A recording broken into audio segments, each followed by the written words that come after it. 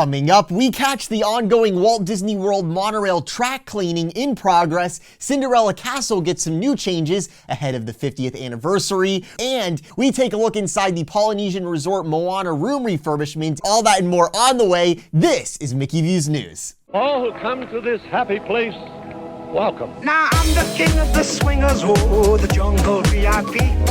I've reached the top and had to stop, and that's what's bothering me.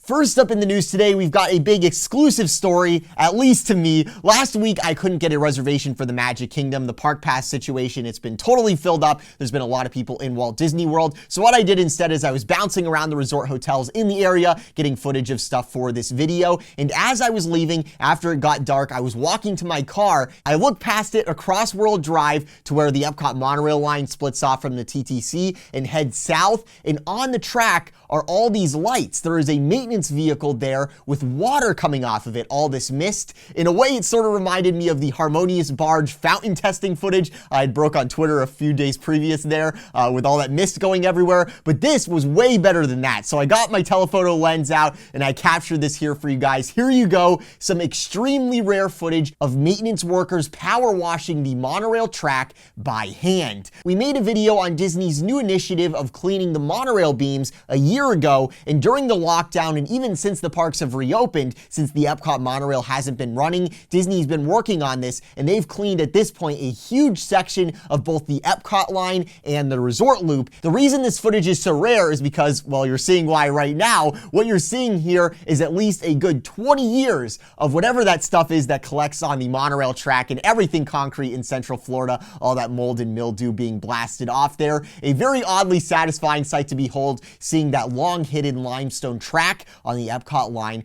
finally see the light once again. Just so cool. If you really think about it, this track has at most been power washed a few times in the history of the resort. So to not only by total chance run into it at the exact right time when they were cleaning it here, but also to capture it on camera for you guys, this is really something that's very special and I've been very excited to bring to you guys. So safe to say that was an awesome end to my day. You know, some people, they want the fireworks back, to end their Magic Kingdom day, and Disney still hasn't brought those back. I think Disney just doesn't want to pay for fireworks until they absolutely have to. I'd argue this is cooler. Just so great to see the monorail system get some love for what I believe is the first time this section has been cleaned in the 21st century. As I said, work on power washing the entirety of the monorail tracks is already quite close to complete. With the Epcot line still being offline, the maintenance workers have been free to clean the tracks quite early into the evening, as you're seeing in this footage. The track inside the park in Epcot looks brand new at this point, and also the concrete track that circles the Seven Seas Lagoon has also been cleaned almost in its entirety as well. So now getting to that footage I got during the daytime, strolling around the Magic Kingdom resort area. Over at the Polynesian, there is lots of work going on as the guest rooms are all closed through this summer. They've been gutted, as you can see here. Many of them just have nothing in them at all, and many are now being furnished with the new Moana-inspired room design that will soon occupy all these regular guest rooms around the resort. Disney gave us some photos of this new Moana-inspired room design. It looks like a lot of guests online are very excited about this room design. It had a lot of positive comments on Instagram and Facebook and everywhere Disney posted these photos. As a fan of the Polynesian's mid-century style, I definitely prefer the way the DVC rooms look, which are still open. We're seeing this trend with all the room refurbs on property that you could sort of equate to looking like an IKEA showroom. You have a bit of that styling to all the furnishings. And when we first saw this style come to the Pop Century, I loved it. I thought it was a great step up for the resort, but seeing it at these resorts that cost so much more per night, I do fear that all the rooms across property, sort of like what Disney's doing to the parks, things are becoming homogenous in a way where everything's so similar, I could see that becoming an issue. For example, one of my favorite resorts right now is the Grand Destino Tower at Disney's Coronado Springs Resort. And if you look at a room there, which is $300 a night, and then you look at this photo Disney gave us of this theme park view club level room at the Polynesian with the Moana theme, which is $1,000 a night, the rooms don't look much different. So then it becomes a question of, is the location of the Polynesian and the slightly bigger room size at the Polynesian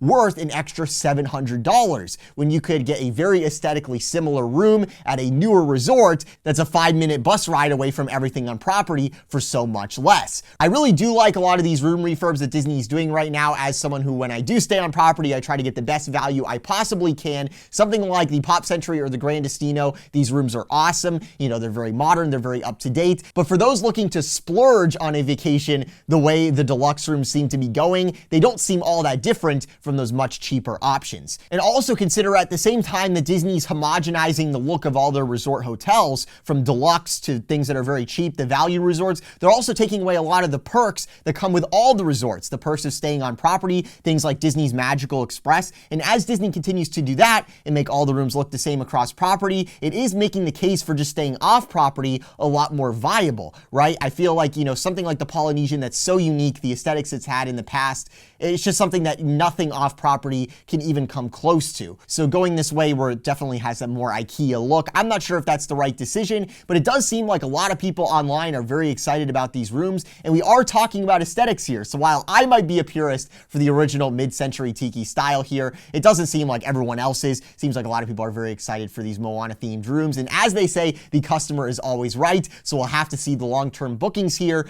to really make a determination on whether this was the right move to make. Thankfully, another room update is on the way, the Incredibles rooms over at the Contemporary. A lot of people are worried these might not look good.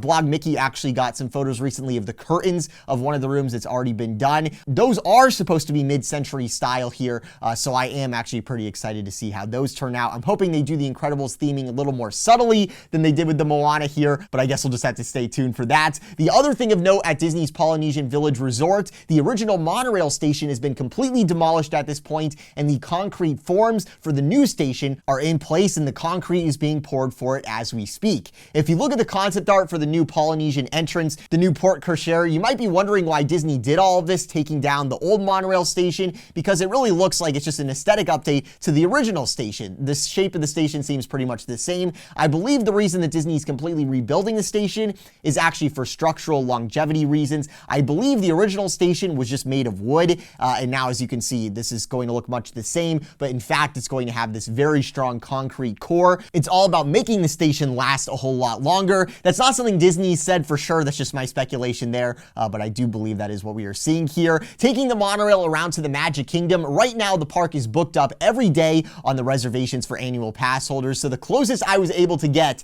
to Cinderella Castle was from the Contemporary, where here you can see I got some pretty stunning footage.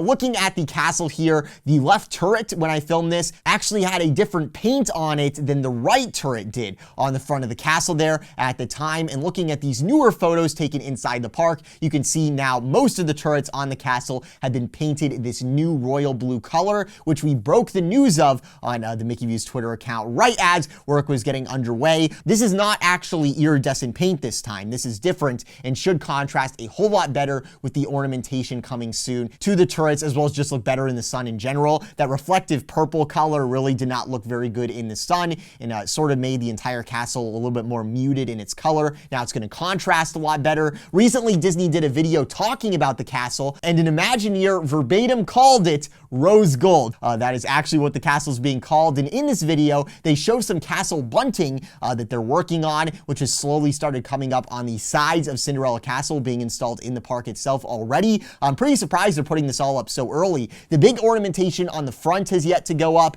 That'll probably be closer to the anniversary, especially that 50th thing. I think maybe the rest of it they'll put up, but I feel like they're not going to put the 50th thing up until the 50th actually begins, right? That would make the most sense. You know, sort of like an unveiling the morning of, a curtain over it that comes down, something like that. Some have criticized the current pieces that have been installed as sort of looking weird, you know, because it's fake fabric that's on the sides of the castle, and it sort of looks like it's floating in the middle of nowhere on the sides of it, right? Where if they had installed it further up, it might look like it's hanging down, you know, from the edges of the roof there. But here I would just say, let's just wait to see the finished product. I think it's going to look very good. And the thing with these temporary castle overlays is they're temporary, right? You know, I myself have never really been bothered by the birthday cake castle Disney did that people are always talking about. Oh, it was terrible. You know, to me, it was crazy. It was extremely intricate putting that all together with the parts that inflated around sections of the castle. I think it's super creative what Disney did here, and it makes sense why a lot of people didn't like it, you know, especially people that were having weddings at Disney at the time. They weren't too pleased. But the thing with temporary castle overlays is they make your trips very memorable. When there's one up, it makes it a little extra special. When you're going back through photos, you're like, oh, that was during the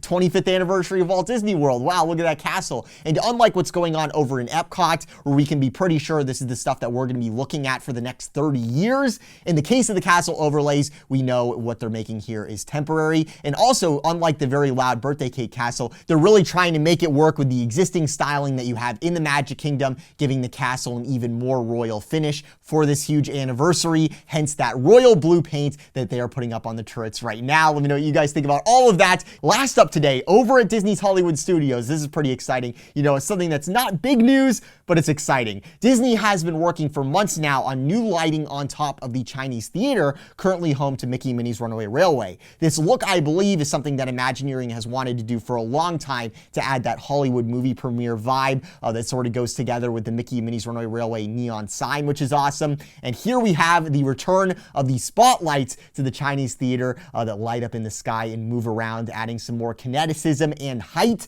to the park's central icon. Little pluses like this around Disney are always awesome, and it's not often we get them because these little changes alone aren't really things that are going to make Disney more money, right? You know, when Disney invests money, they like to see a direct return on investment. So when we get little things like this that just make the park more enjoyable to be in, maybe they aren't big news on their own, but it's the things like this where when you return to the park, you notice them and say, that's awesome. It's really the attention to detail, those little things that puts Disney above the rest. So that's what's going on in the Disney universe today. Be sure to subscribe with those notifications on so you don't miss any of the awesome content we have on the way. I will be in the Magic Kingdom and Epcot this week, so stay tuned for those vlogs. It's been so hard to get park pass reservations for me, but I finally got them, so I will be there, so stay tuned for that. For the Mickey Mouse Magic Studio, thank you so much for watching. This is Brayden. Have a magical day.